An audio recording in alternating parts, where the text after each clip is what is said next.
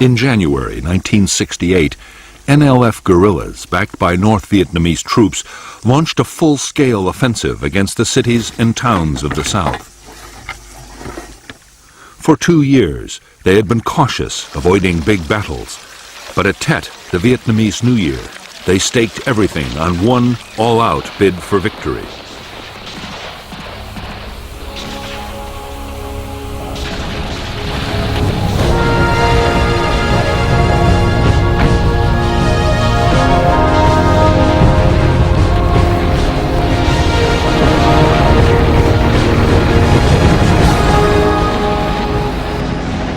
The Tet Offensive was one of the most stunning surprise attacks ever launched by an army.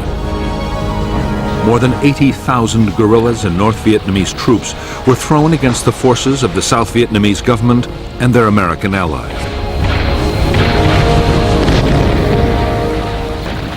The battles were on a scale which no one had imagined the Viet Cong could achieve. The fighting even spilled into the American embassy in Saigon.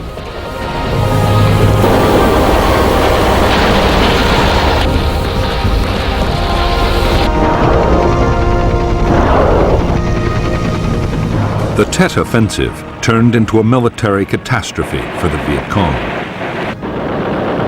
In clashes of shocking violence, the guerrillas lost most of their best fighters. But in one of the greatest ironies in the history of war, the Viet Cong's military defeat turned into a political victory.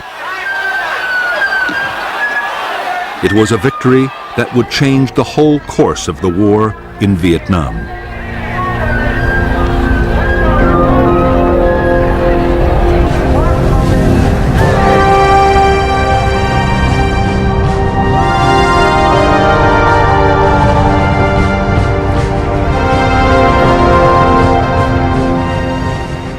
American forces in South Vietnam had spent 1966 massively building up their numbers. Men and supplies poured in. Bases, airfields, and port facilities were expanded at a frantic pace.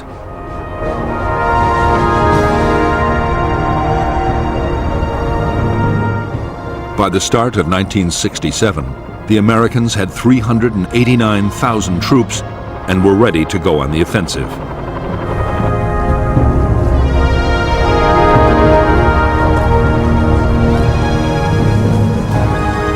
The American aim was to defeat the NVA and NLF force by now numbering nearly 128,000. For 7 years, the NLF had been fighting to overthrow the government of South Vietnam and reunite the South with the North. The North was backing them with supplies and men, and had sent units of the North Vietnamese army to fight inside the South.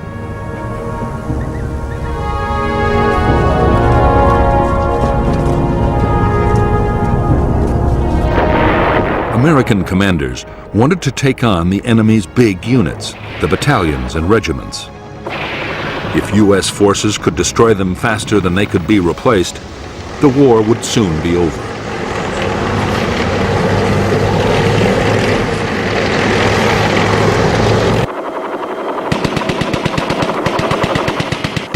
In fact, the American strategy had quickly run into trouble. After early battles in which enemy regiments had suffered heavy casualties, they had avoided head-on clashes. Instead, the Viet Cong meant to stick to hit and run and ambush.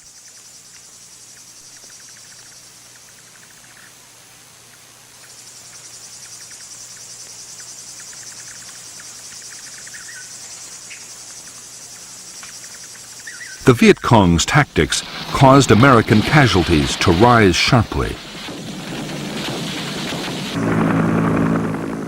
Instead of big battles, there were snipers, booby traps, and surprise attacks.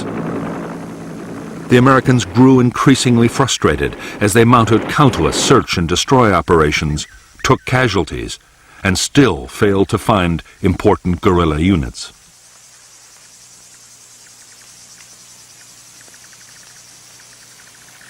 The commander of American forces in Vietnam, General William C. Westmoreland, was determined to make the Viet Cong fight big battles.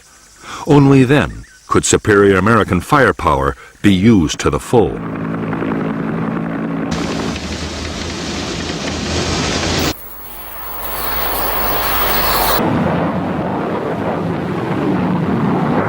One answer, Westmoreland believed, might be to attack in force into the Viet Cong's traditional base areas.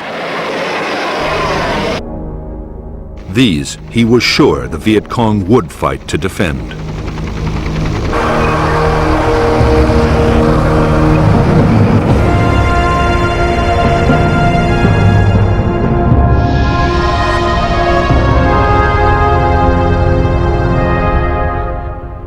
By 1967, there were strong American Marine forces based in the heavily populated coastal areas of northern South Vietnam.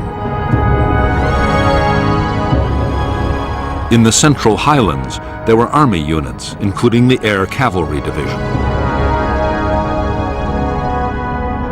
However, the greatest concentration of U.S. Army strength was in the Saigon area, and it was there, between the capital and the Cambodian border, that the Americans launched their biggest operations.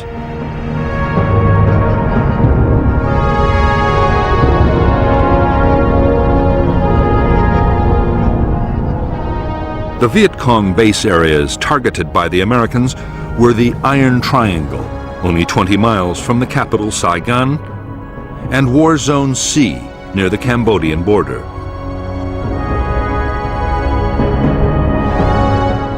Along with War Zone D, these areas held strong NLF regional forces and the elite 9th Division. Supplied down the Ho Chi Minh Trail from North Vietnam, the bases were springboards for attacks in and around Saigon. In January 1967, the Americans launched Operation Cedar Falls into the Iron Triangle. Between February and May, Operation Junction City swept War Zone C.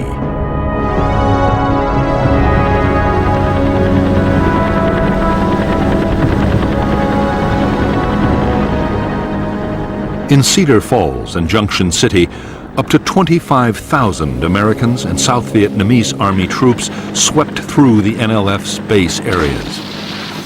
There were hundreds of firefights and several major NLF attacks with assaults by thousands of guerrillas.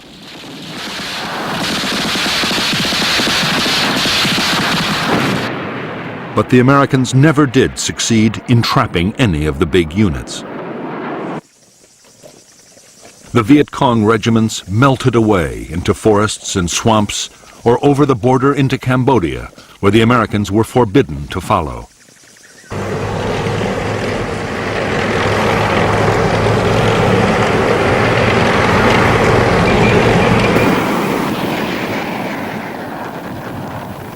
Even though U.S. commanders had failed to provoke the big battles they wanted, they were more optimistic than before. They had done massive damage to the Viet Cong's installations and had captured huge amounts of supplies. Cedar Falls and Junction City alone had killed nearly 3,000 guerrillas.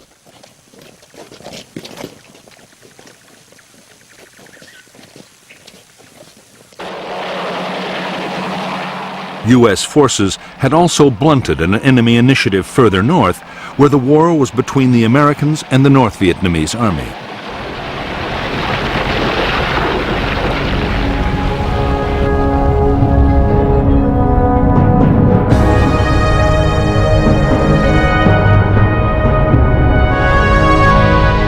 North and South Vietnam were separated by a demilitarized zone, inside which troops were not supposed to operate. South of the zone, the American defense against the North Vietnamese Army was a string of fire bases. Khe Sanh, the Rock Pile, Camp Carroll, Cam Lo and Dong Ha along Route 9, and the newly built Con Thien and Jiaolin.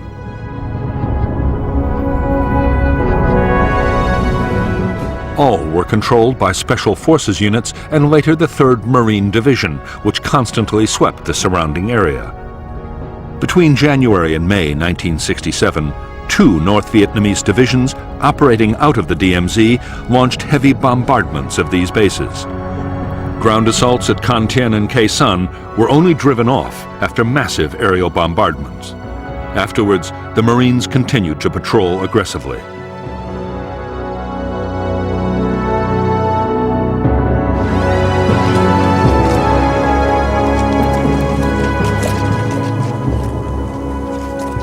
The increased North Vietnamese activity on the DMZ triggered an American plan to reinforce the whole area.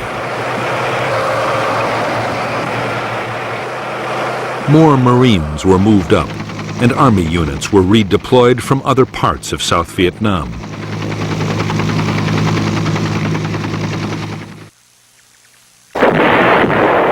Meanwhile, in the Central Highlands, the Americans intercepted North Vietnamese army units moving in from Cambodia.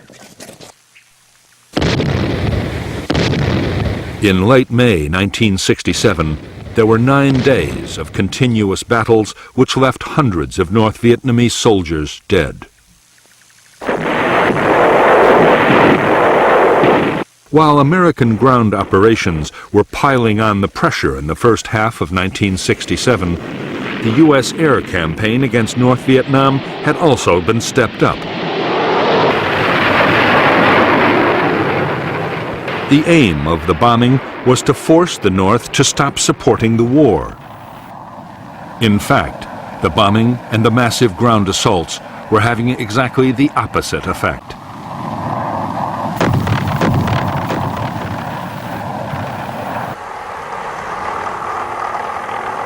Far from giving up, North Vietnam was preparing to unleash the biggest offensive of the war so far.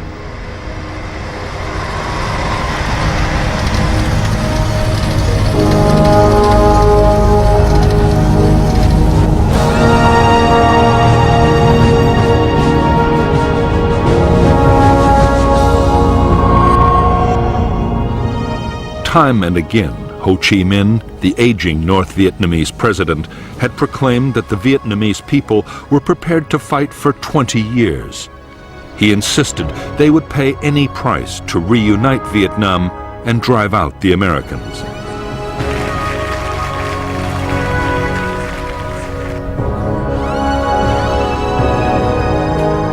Privately, however, Ho and most of the Hanoi leadership had come to believe that the war could not go on in the same way for much longer.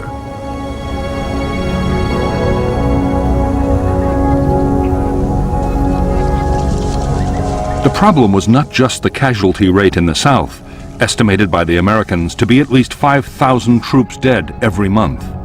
Such losses could be sustained for a long time yet. The biggest fear was that the safe base areas in Laos and Cambodia, or perhaps even in the north itself, might soon be invaded by the Americans.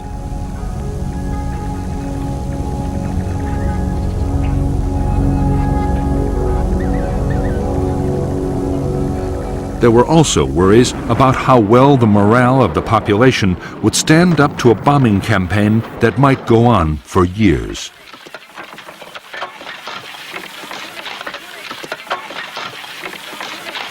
The North's leaders foresaw that they might have to negotiate with the Americans sooner or later.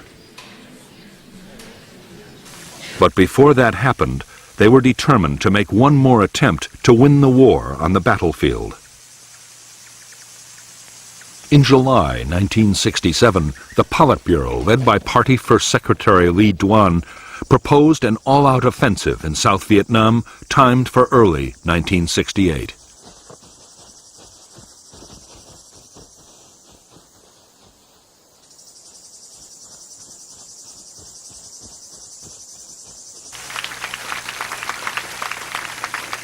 Up to recently, command of the war effort in the South had been divided between General Giap, who controlled the North Vietnamese Army's campaigns, and General Tan, who ran the war further south. And there had been disagreement between them about the planned offensive. But just as preparations got underway, General Tan died of heart disease in a Hanoi hospital. For years afterward, it was thought in the West that he died as the result of an American bombing raid on his southern headquarters. As well as the loss of a charismatic leader and the shock to the Viet Cong's command, it was an ironic turn. Now Giap was solely responsible for planning the entire campaign.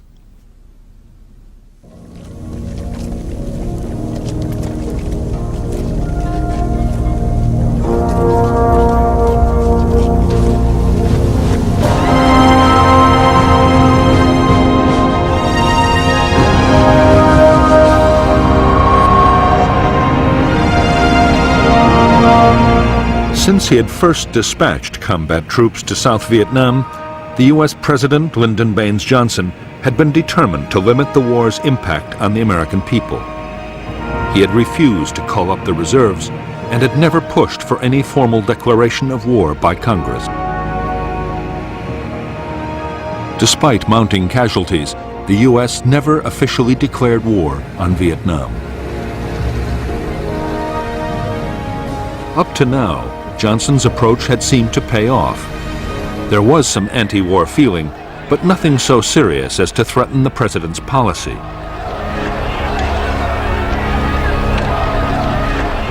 However, the toll of American combat casualties, now running at more than 6,000 killed, wounded, and missing every month, was hardening opposition. The draft call had been increased, yet so far no real attempt had been made to get the American public's support for the war or its aims.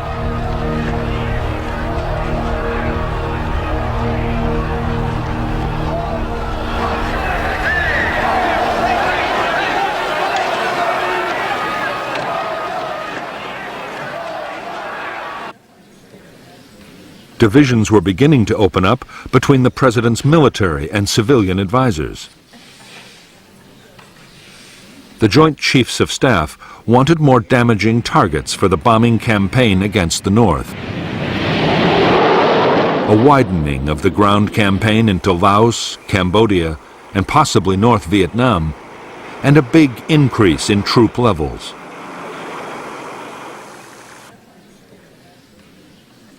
On the other hand, the Defense Secretary, Robert McNamara, strongly opposed escalating the war.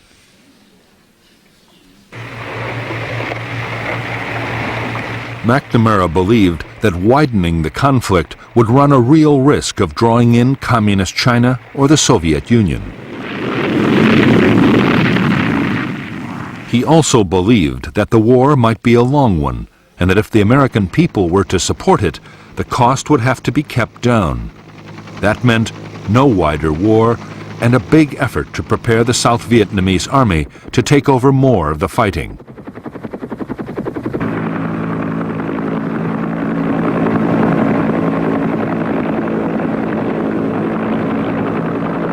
In the face of contradictory advice from his military and civilian advisors, President Johnson's reaction was to compromise. The bombing war would be intensified to include a whole range of targets which would hit the North Vietnamese war effort hard. On the other hand, there would be no expansion of the ground war. The army would get fewer than 50,000 extra men, and the reserves would not be called up.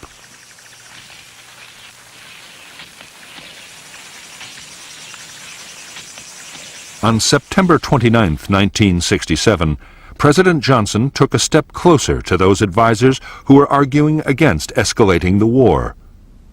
At San Antonio, Texas, Johnson declared that the U.S. would stop bombing North Vietnam if Hanoi promised not to take advantage of the ceasefire.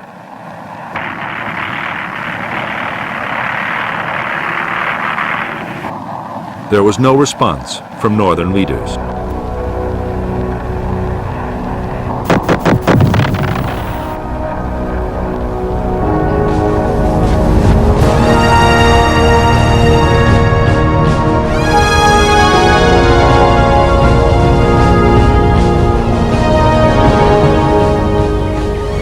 The Great Offensive, meant to change the course of the war, was to begin with full-scale Viet Cong attacks on cities, headquarters, and radio stations all over South Vietnam.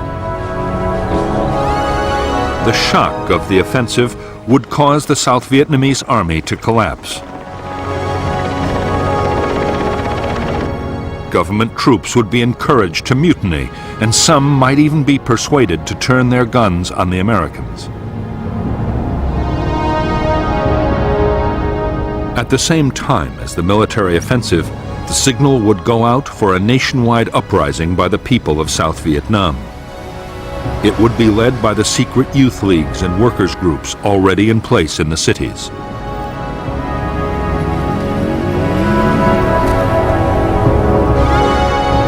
The government would be overthrown, and a new NLF-led regime would call for the Americans to leave.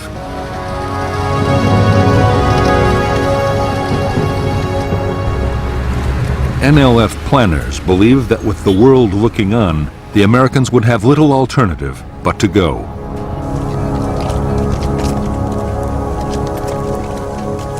The success of the general offensive depended on the Viet Cong avoiding the overwhelming firepower of American forces.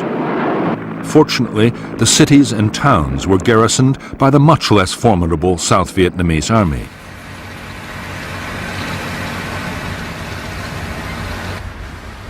Still, General Giap meant to take no chances.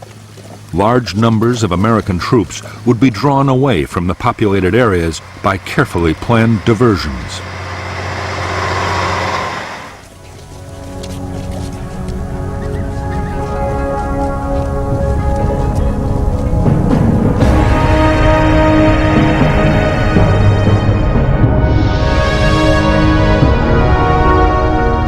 In the last months of 1967, the North Vietnamese army meant to attack government troops at Song Bay and the American base at Dak To. The U.S. Marine outpost at Con Thien would also be hit, and forces would be massed around Khe Sanh. An elite NLF regiment would also hit the South Vietnamese army garrison at Loc Ninh. The attacks near South Vietnam's borders would draw American forces away from their main base areas and deep into the interior. The general offensive and uprising would then begin. The Viet Cong would attack the national capital, Saigon, most of the country's 44 provincial capitals, and over 100 other towns. The last phase would happen at Khe Sanh. There, the NVA would win a major victory over the United States in a huge set-piece battle that would destroy the American will to carry on the war.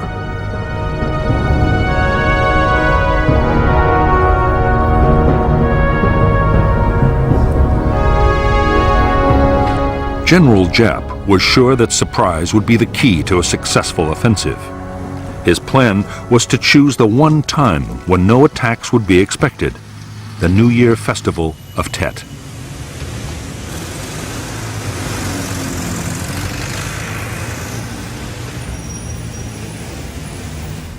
In previous years, an informal ceasefire over the holiday had seen vast numbers of South Vietnamese army troops on leave, celebrating with their families. Although an attack during Tet would be deeply offensive to much of the population, it would be certain to catch the enemy totally unprepared.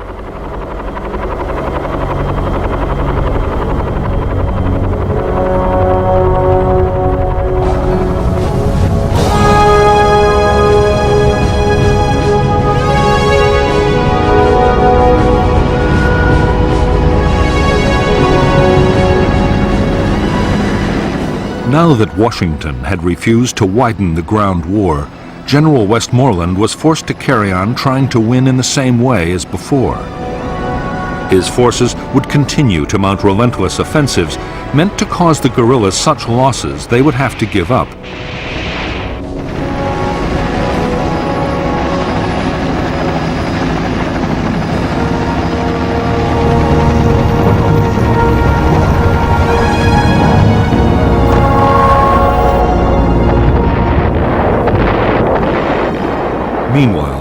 there was another war to be fought too. The NLF still controlled a quarter of the villages in Vietnam.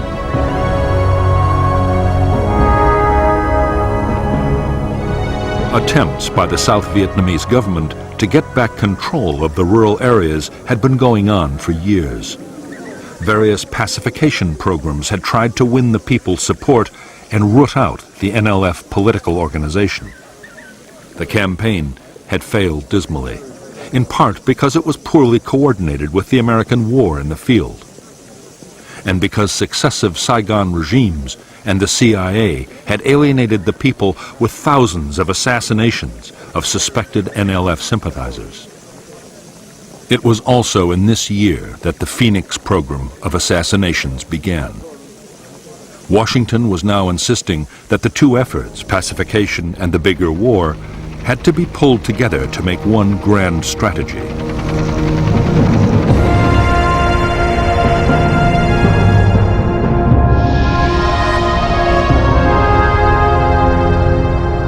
American military planners had always seen the main force Viet Cong in the interior of South Vietnam as the biggest danger.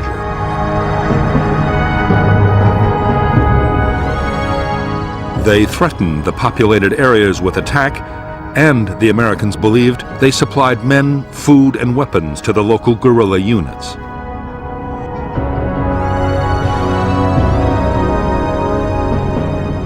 In the new plan, the American role would still be to keep main force Viet Cong away from the populated areas. However, there would now be more emphasis on what happened behind the American shield. The village guerrillas would be driven out by the South Vietnamese army and militia. Local security would be strengthened and pacified areas would spread out until they encompassed most of the populated regions of South Vietnam.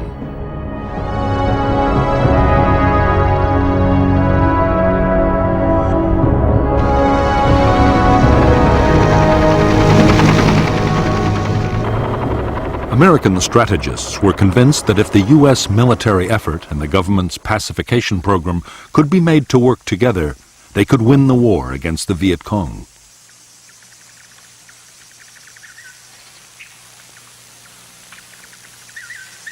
To succeed, they would have to get the cooperation of sometimes skeptical military commanders.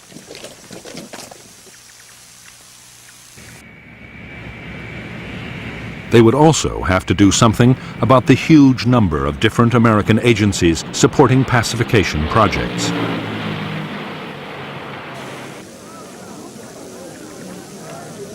All American support for pacification and its multi-million-dollar budget was now placed under one man. Robert Comer was given the rank of ambassador, equal to a four-star general, and made Westmoreland's deputy.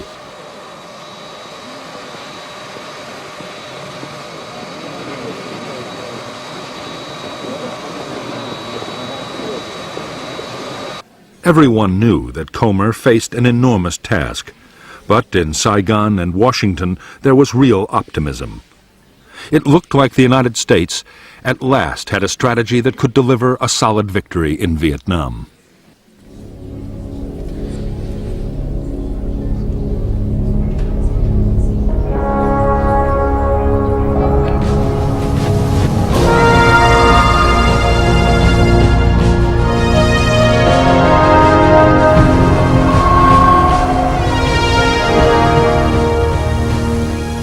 For the Tet Offensive, North Vietnamese leaders had decided to rely on Viet Cong guerrillas for most of the fighting, rather than the regular army.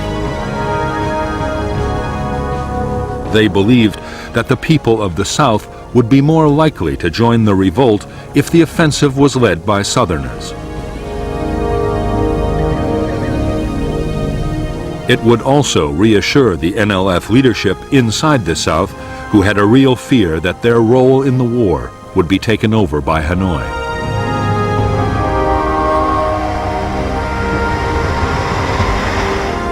By late 1967, the NLF and the North Vietnamese Army together fielded 128,000 main force troops in South Vietnam, most of them in 152 infantry battalions.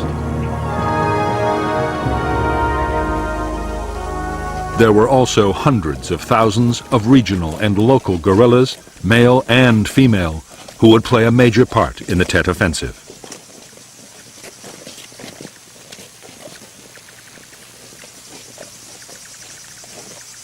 Although the Americans believed that local Viet Cong guerrillas in the villages were supplied and supported by the main force units, the opposite was usually the case. It was the village guerrillas who supported the main force battalions.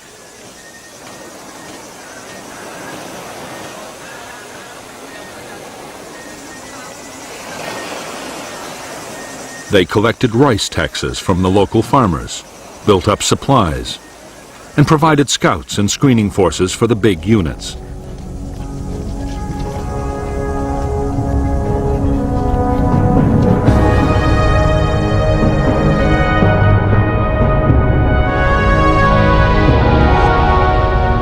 All communist military forces in the southern part of South Vietnam were controlled through the Viet Cong's mobile headquarters, the Central Office for South Vietnam.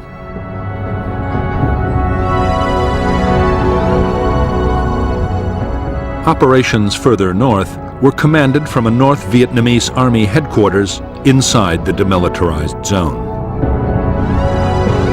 For the Tet Offensive, the NVA would deploy elements of the 341st Division, supported by Viet Cong sapper battalions just below the demilitarized zone. 3 more divisions and a regiment would be deployed around the U.S. Marine base at Khe Sanh. Further south, 2 divisions, supported by Viet Cong sappers and artillery units, were spread out along the coast, and another was deployed in the Central Highlands.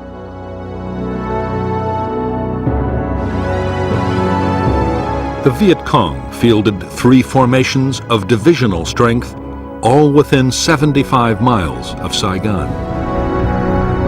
Countrywide, they also had 30 independent main force battalions and more than 60 regional and local battalions.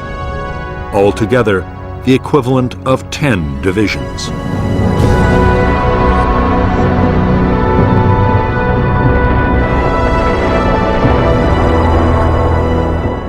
During 1967, American fighter bombers would fly 53,000 attack sorties against the Ho Chi Minh Trail. Their aim was to cut off the flow of forces and weapons from the north to the southern guerrillas.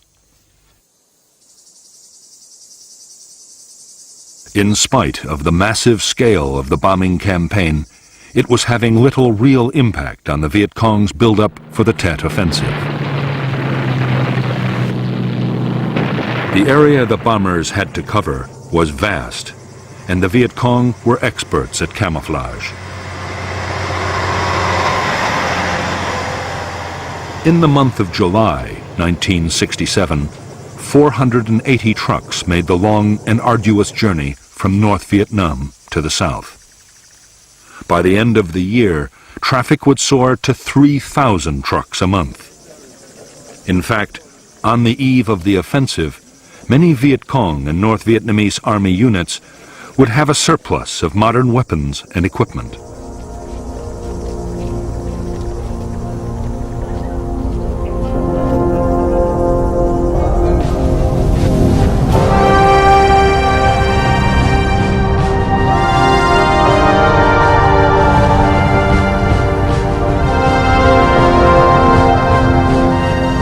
The North Vietnamese Army and most Viet Cong guerrillas were well equipped with light infantry weapons, including the superb AK-47 Kalashnikov assault rifle.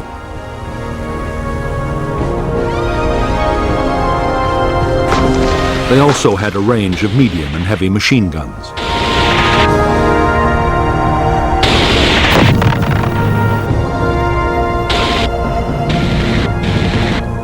Because American aircraft were always on the prowl, almost everything had to be carried by porters, often at night.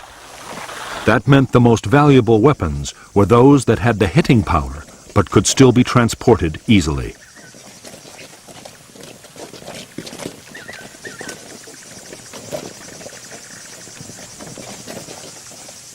The Soviet-made rocket-propelled grenade launcher, the RPG-2, and its replacement, the RPG-7, were lightweight and highly effective against armor and bunkers.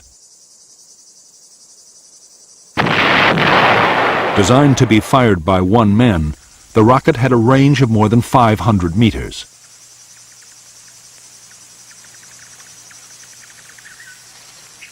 For much longer ranges, the Chinese 75mm recoilless rifle, the Type 52, was an accurate and powerful weapon. It was able to fire high explosive shells over 6,600 meters, and with a high explosive armor-piercing shell, it was effective against armor at up to 800 meters. Its big disadvantage was that if its crew needed to move fast, it was a cumbersome weapon to manhandle.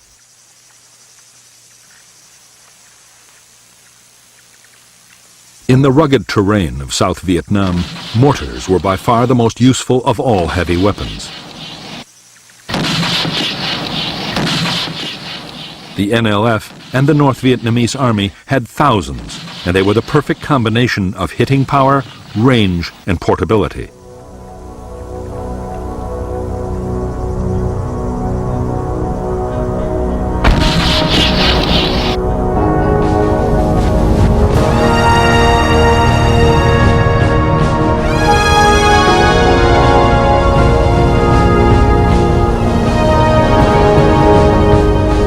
Although Viet Cong forces in the South were estimated by the Americans to have lost more than 60,000 men in 1967, they had still managed to keep up their overall numbers. Thousands of North Vietnamese army troops had been sent down the Ho Chi Minh Trail to join the guerrillas, and they now accounted for more than 1 in 5 Viet Cong.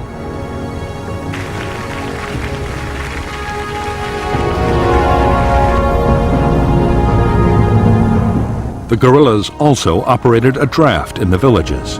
Because men younger than 20 were not called up by the South Vietnamese Army, most teenagers were still at home and made up a huge pool of potential recruits.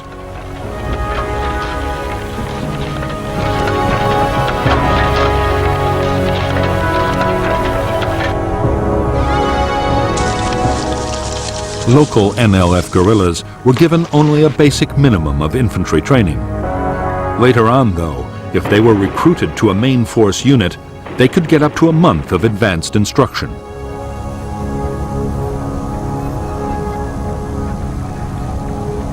There were also dozens of training centers spread all over South Vietnam, running long courses for squad and platoon leaders, operators of crew-served weapons, and radio men.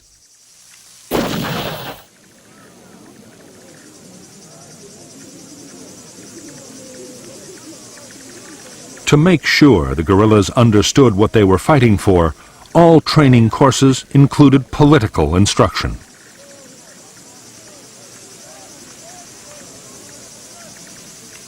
Most Viet Cong attacks planned for the Tet Offensive were to be led by elite sapper commandos.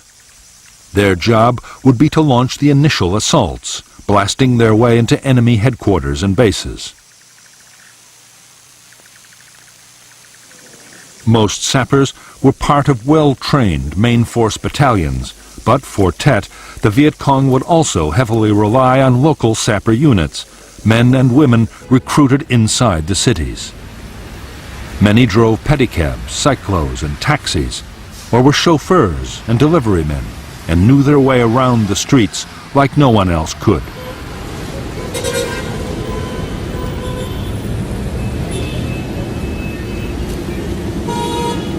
During the year, as casualties had mounted under the intense pressure of the American onslaught, the morale of the Viet Cong had suffered badly. But news of the planned general offensive quickly revived the confidence of the guerrillas. Political officers worked hard to persuade the troops that the campaign would bring the victory they had fought so long to win.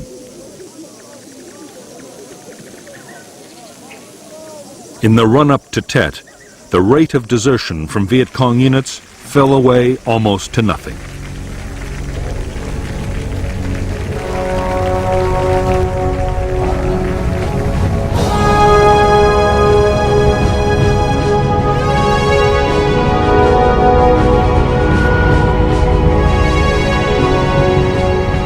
By late 1967, there were almost 500,000 American military personnel in South Vietnam.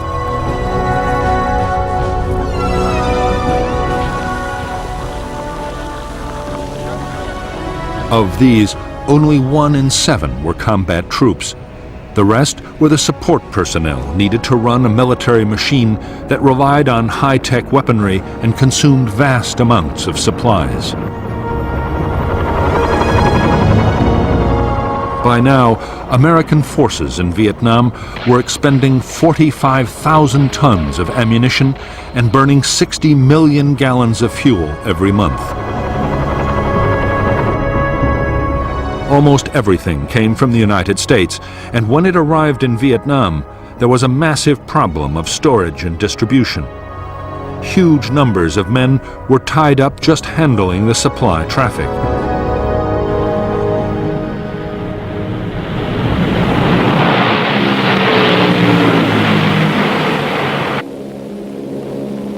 Protecting the dozens of big American installations scattered all over the country and securing major road links was another enormous drain on manpower.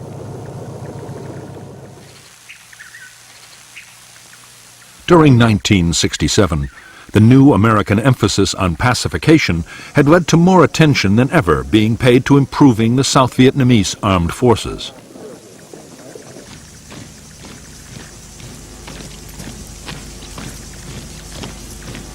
The armed forces now numbered more than 340,000 soldiers, and there were also nearly 300,000 regional troops and other militia.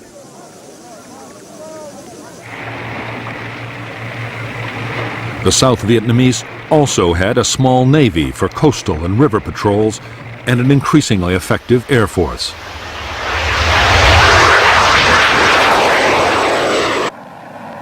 Its pilots were now flying a quarter of all combat sorties inside South Vietnam.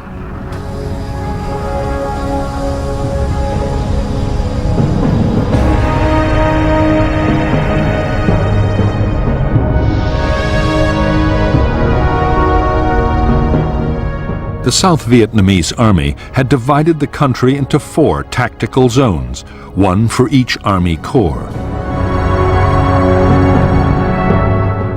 The most northerly zones each deployed 2 divisions, while the zones further south each had 3. The South Vietnamese Air Force had 5 fighter squadrons and the Navy a force of coastal patrol boats. The Joint General Staff's reserve was an airborne division and 2 Marine brigades.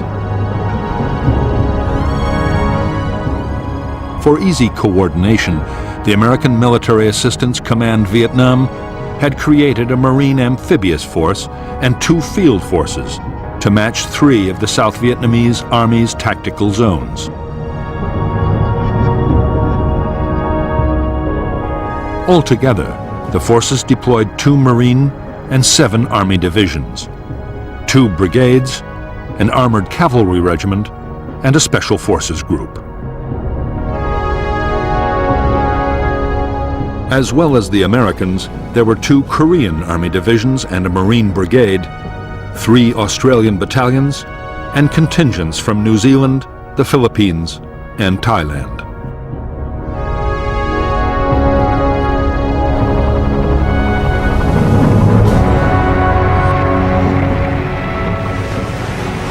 During 1967, the Americans had launched their first combat operations in the extreme south of Vietnam.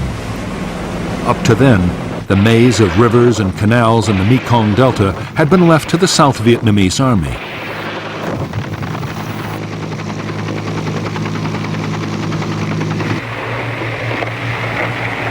Now the mobile Riverine Force, a brigade of the U.S. 9th Division, had moved in to help fight the NLF for control of the richest rice-producing area in Vietnam.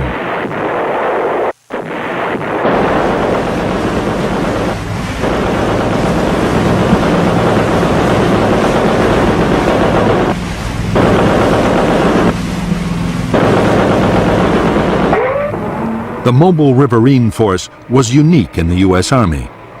Not since the American Civil War had the Army deployed a completely amphibious force.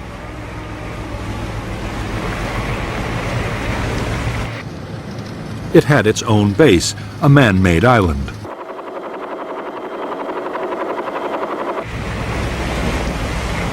Navy boats carried the troops into action and provided escorts. Heavy firepower was carried by armored vessels named monitors after their Civil War forebears.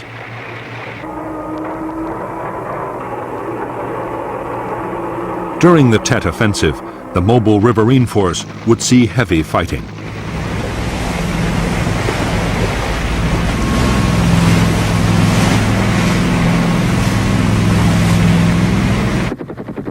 In the Mekong Delta and the other heavily populated parts of South Vietnam, the government army would bear the brunt of the Viet Cong's planned offensive. Some South Vietnamese formations, Ranger, Marine, and airborne units, and a handful of infantry divisions were professional, dedicated, and well led. They knew their battleground and their enemy.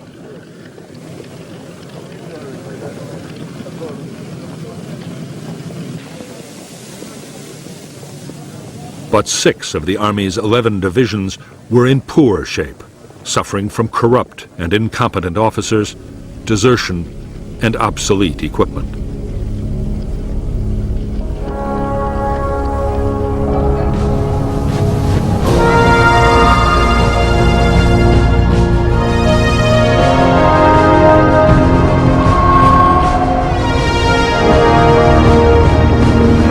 At the center of American military doctrine was the idea that troops should be maneuvered to fix the enemy in position so that firepower could be unleashed to destroy him.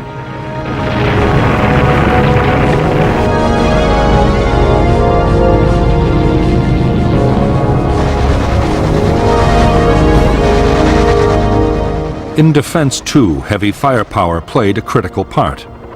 Every American infantry division in Vietnam could call on massive support from aircraft and sometimes from long-range artillery.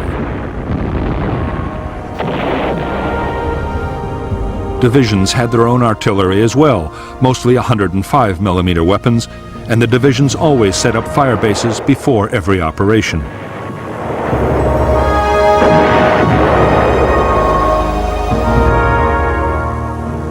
Each company also had its own mortars.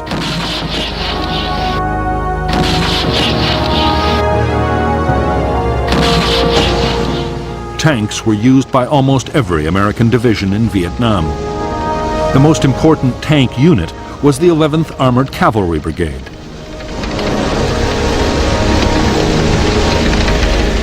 All of them used the M48, a 44-ton vehicle with a 90mm gun.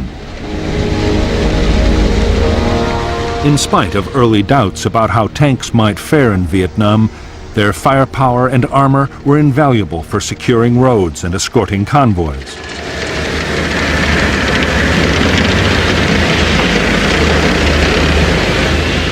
The Marines also deployed the Ontos, a weapon originally designed as a tank destroyer. The Ontos mounted 6 recoilless rifles and during the Tet battles would prove invaluable for clearing buildings and destroying fortifications.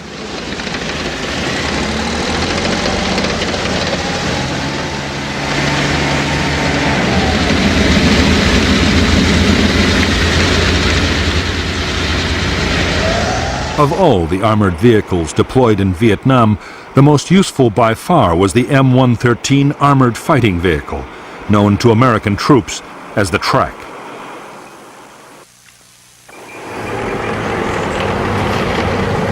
It was so vulnerable to mines that its crew usually sat on top, but it was extremely heavily armed.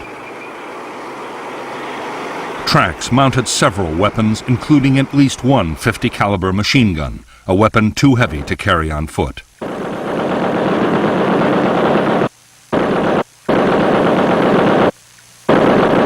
The 50 was incredibly destructive, able to cut a tree in half hundreds of yards away.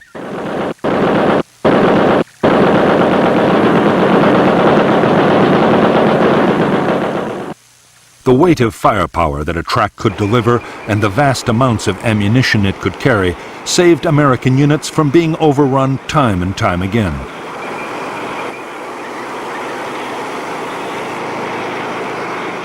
One weapon highly valued by the crews of armored vehicles and by foot soldiers was the M79 grenade launcher, called the duper from its sound.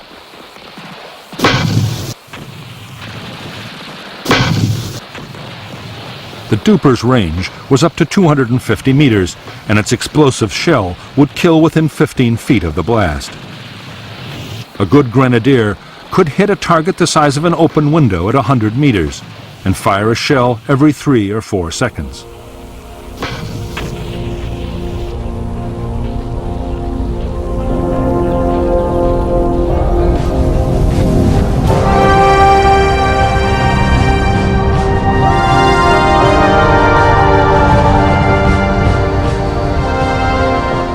For the South Vietnamese conscript soldier, 1967 had begun to show some signs that army life might become bearable. Food and accommodation improved slightly. Amongst the professionals, in the better units at least, confidence was high. Many officers and NCOs had been at war for years and were both tough and tactically skilled. But in spite of this, the desertion rate continued to rise.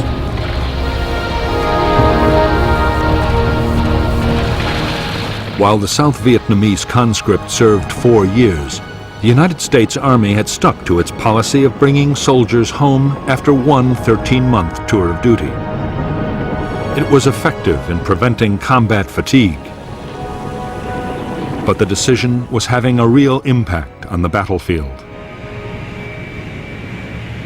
Units were constantly losing experienced men who were replaced by newcomers, unable to spot booby traps and ambushes, and not yet used to Vietnam's punishing climate. Officers served only 6 months in combat, and new arrivals had a very high chance of being killed or wounded. Drop back about 5 meters.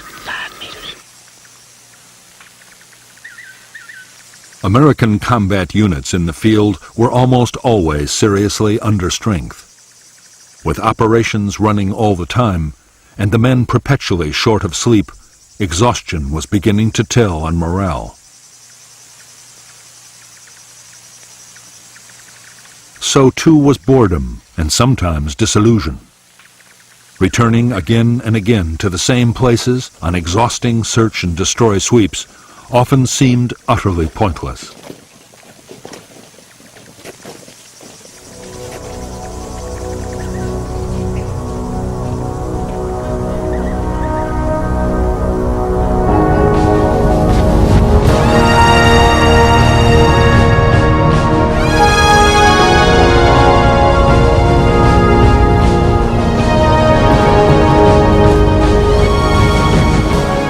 In the early autumn of 1967, as communist forces were building up for the Tet Offensive, the internal divisions that had plagued both sides throughout the war began to come to a head.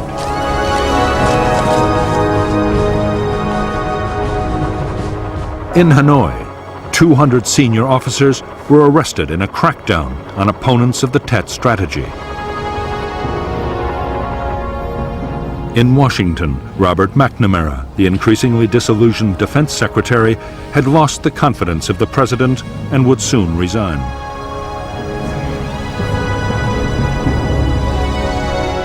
As for Johnson himself, he faced a presidential election late in 1968, and there was already opposition from within his own Democratic Party.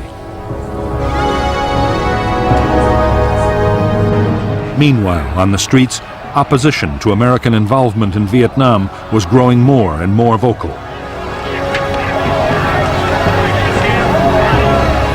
As Johnson's popularity slipped to an all-time low, he clung to his belief that the public could be persuaded to back his conduct of the war.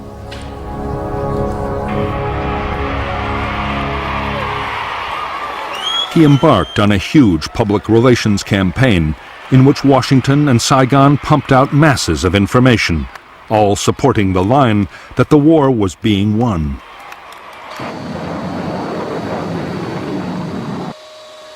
President Johnson toured military bases around the country and even recalled General Westmoreland from Vietnam to add his weight to the argument.